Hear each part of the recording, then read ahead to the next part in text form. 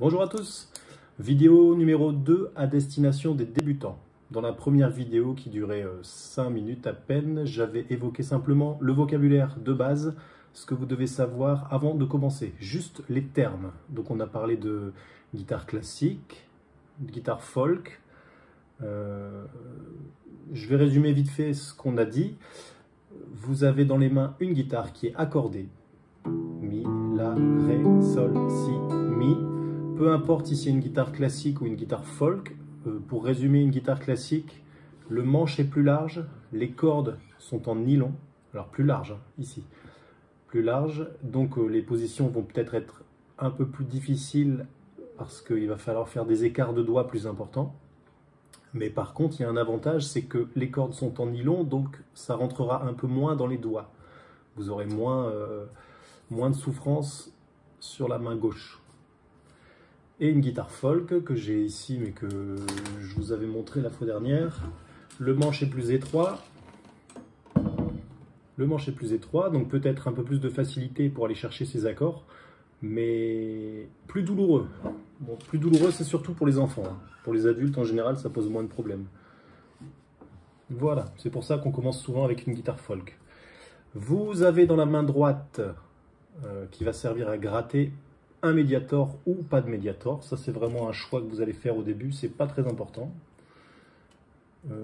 Vous savez que les cordes ont des numéros de 1 à 6, la 1 étant celle du bas, et en remontant 2, 3, 4, 5, 6. Oh, voilà, 6 étant la plus grave et 1 la plus aiguë. Donc déjà, il faut savoir ce que c'est grave et aigu. Vous savez peut-être maintenant le nom de vos doigts. J'avais évoqué le fait que les enfants devaient savoir le nom de leurs doigts, c'était beaucoup plus facile. Pouce, index, majeur, annulaire et auriculaire. Oui, j'ai oublié de dire, sur les cordes qui vont de 1 à 6, normalement, elles ont des noms de notes. Elles sont nommées par le nom de la note qu'on entend quand on la fait sonner. La corde grave, c'est un Mi. Ensuite, c'est un La, un Ré, un Sol, un Si et un Mi. Savoir le nom des notes des cordes, c'est pas primordial au tout début pour l'initiation. Moi, j'ai pas besoin de le faire apprendre aux élèves. C'est plus simple si on se met tous d'accord. La 1, c'est conventionnellement la corde la plus aiguë. Et en remontant 2, 3, 4, 5, 6. Bon, je me répète un peu, désolé. Ensuite, il y a le nom des cases. La case 1, c'est ici. Oh, c'est pratique, elles sont colorées. La jaune. La case 2, la case 3, la case 4, 5, 6, 7, 8, 9, 10, 11, 12. Sur une guitare classique, quand vous êtes à 12, vous êtes bloqué par la caisse de la guitare. Parfois, certaines guitares sont ici tronquées.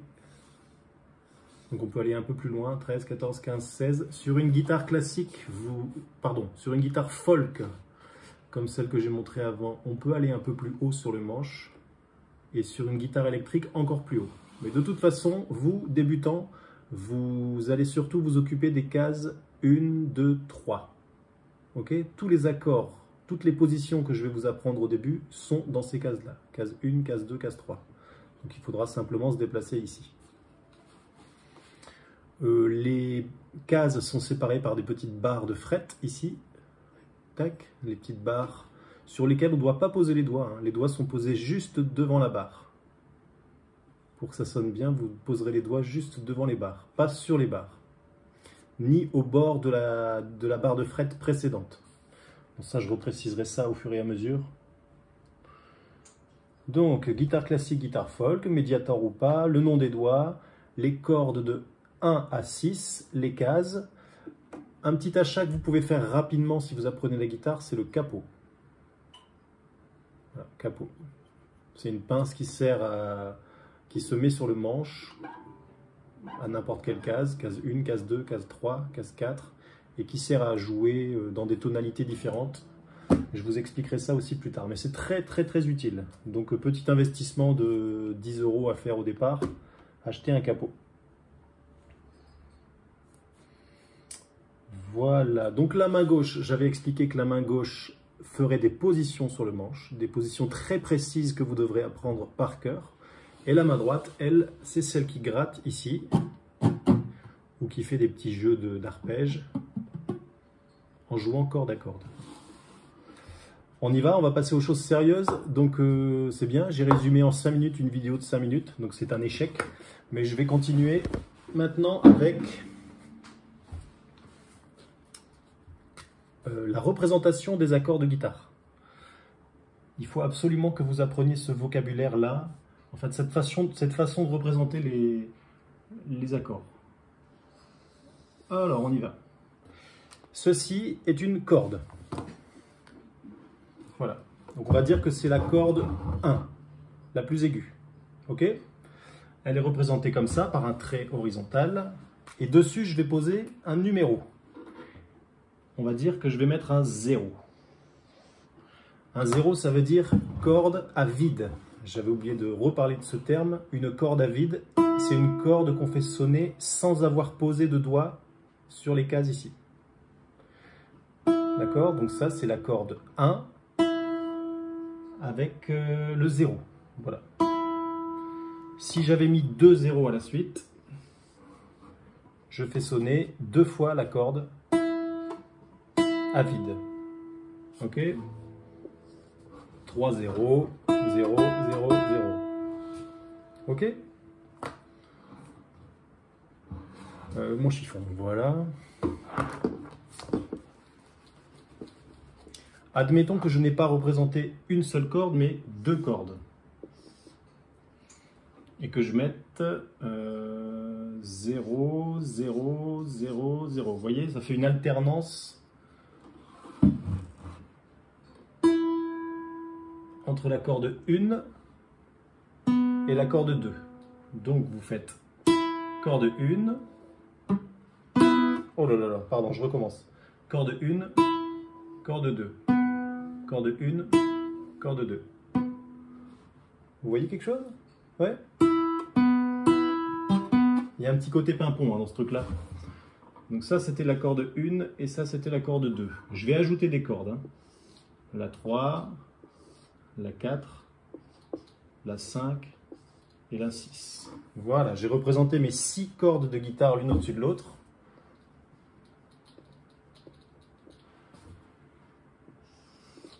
Voilà. Et je vais placer mes zéros. Admettons que je mette... je commence par la corde 1, puis la corde 2, puis la corde 3, puis la corde 4, puis la corde 5, puis la corde 6. Vous le lisez dans ce sens-là, dans le sens de lecture, comme ça. Et vous allez faire sonner l'une après l'autre toutes les cordes en commençant par la corde 1. Donc, si je respecte mon schéma...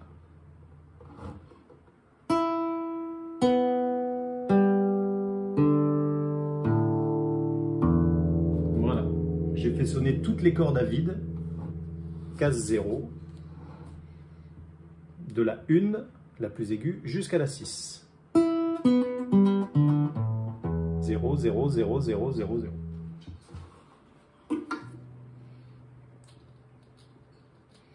J'aurais pu le mettre dans l'autre sens. Vous aurez compris, hein? 6, 5, 4, 3, 2, 1. Et là, on fait sonner de la plus grave à la plus aiguë. J'aurais pu aussi superposer tous mes zéros, les uns au-dessus des autres, comme ça. Et lorsque vous tombez là-dessus, ça signifie que vous jouez toutes les cordes en même temps. Hop. Et on va les prendre en descendant comme ça. Voilà. Ok? Donc ça, c'est la base. Respectez le sens de lecture et regardez sur quelle corde est placé le chiffre. Là, c'est facile, j'ai mis que des zéros, mais j'aurais pu mettre autre chose. Et c'est ce qu'on va faire maintenant. Je redécide mes 6 cordes. Hop. Et je vais vous montrer une mélodie. Vous connaissez le mot, mélodie. Un air de musique. n'importe quoi. Je vais prendre quelque chose que m'a joué une élève cette semaine.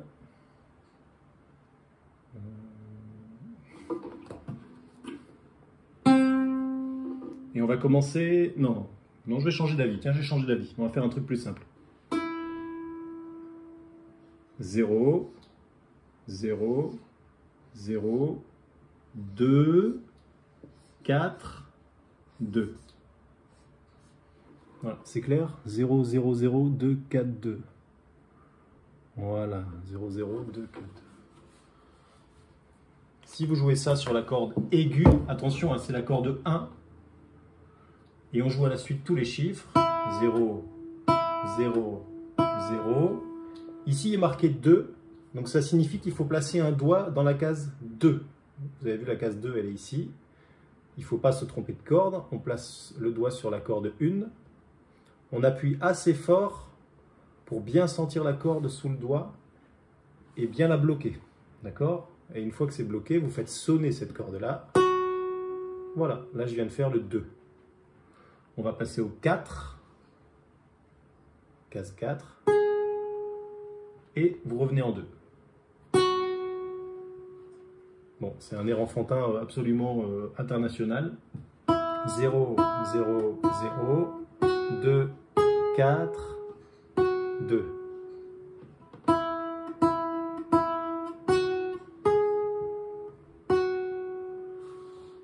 Ok? Bon, c'était au clair de la lune, c'était facile. Évidemment, vous aurez remarqué, peut-être les puristes, que je ne me suis servi que de l'index. J'ai fait 0, 0, 0, 2, 4, 2. Ça, c'est pas bien normalement, mais on le fait juste pour comprendre le langage. Je ne me suis servi que de l'index. Normalement, j'aurais dû faire 0, 0, 0, 2, annulaire. Pourquoi annulaire? Parce que il y a 2 cases d'écart, donc il y a 2 doigts d'écart. Mais ça, on va commencer à respecter ça un peu plus tard. Hein. Sachez que par la suite, vous devrez apprendre à respecter dans vos phrases musicales, dans vos mélodies, le placement de vos doigts de la main gauche, un doigt par case. Ok? Tac. Mais pour l'instant, on déchiffre, hein. Juste on apprivoise le langage, donc voilà.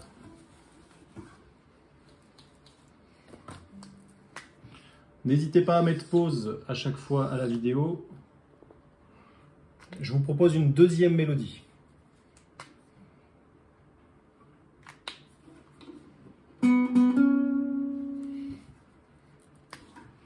Zéro, 0, 0, non, 0, 0, 2, 0, 0 et 4. Ici, on va devoir jongler sur 2 cordes différentes. Le début de la mélodie se joue sur la corde 2 et la fin de la mélodie sur la corde... Enfin, il y a un passage sur la corde 1. Respectez bien les chiffres qui sont indiqués. Ils vous indiquent les cases. Petit piège dans lequel il ne faut pas tomber. Et c'est une erreur que font souvent les débutants. Lorsqu'ils voient un chiffre 2, ils vont parfois interpréter ça comme jouer 2 fois la corde. Non, non, non. Il faut bien comprendre que les chiffres représentent les cases. Ok? Si on joue 2 fois la corde, et le chiffre est indiqué 2 fois de suite. Comme ici. 0, 0, 2, 0, 0, 4.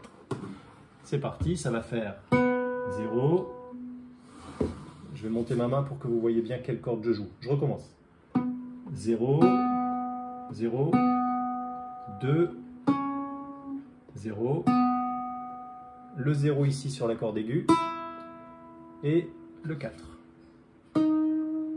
Et là, vous aurez reconnu Joyeux anniversaire. Ok?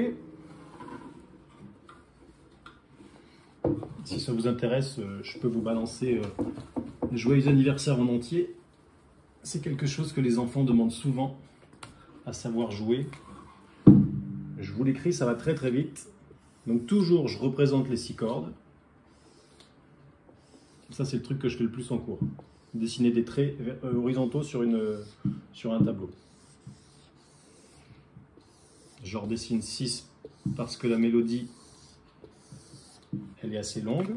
Et en noir, je vous dessine donc 0, 0, 0, non, 0, 0, 2, 0, 0, 4. La suite, 0, 0, 2, 0, 2, 0. On voit quelque chose? Ouais, tout juste. La suite, je la mets ici sur les 6 cordes en dessous. 0, 0, 4. Non, c'est 5. Ouh là là là, non, c'est 7. Pardon. 0, 0, 7. 4. 0. 4. 2. Et là pour finir, 5, 5, 4, 0, 2, 0. Voilà. Donc vous pouvez remarquer que la mélodie ne se joue que sur 2 cordes. Les cordes 1 et 2, ici. On laisse tranquille les cordes 3, 4, 5, 6. Et ici aussi, les cordes 1 et 2. Vous allez devoir jouer beaucoup de cordes à vide, hein, il y a beaucoup de zéros. Il y a du 2, il y a du 4, il y aura du 7. Hop, la 7 c'est assez loin. J'avais précisé dans la première vidéo, n'oubliez pas, il y a des points de repère sur votre manche pour vous aider à trouver les bons numéros. Vous avez parfois un repère en 3, en 5, en 7, en 9 et en 12. Ça dépend des guitares. Mais très souvent c'est ça, 3, 5, 7, 9, 12. Donc le 7 vous le repérerez par le petit point qui est dessus. On y va. N'hésitez pas à faire des pauses pour vous entraîner un peu tout seul et ça va donner 0, 0, 2, 0, 0, 4. 0, 0, 2, 0, 2, 0. On passe à la ligne d'en dessous. Ici. Pardon, 0, 0, 7, 4, 0, 4, 2, et enfin 5, 5, 4, 0, 2, 0. Voilà, je vous laisse mettre des pauses et vous amuser à jouer ça. C'est surtout important au début pour comprendre comment fonctionne la notation de la guitare. Si vous avez réussi à jouer cette petite mélodie très facile, vous pourrez peut-être passer à la suite, l'apprentissage des accords. On va passer aux choses sérieuses. Voilà, à bientôt.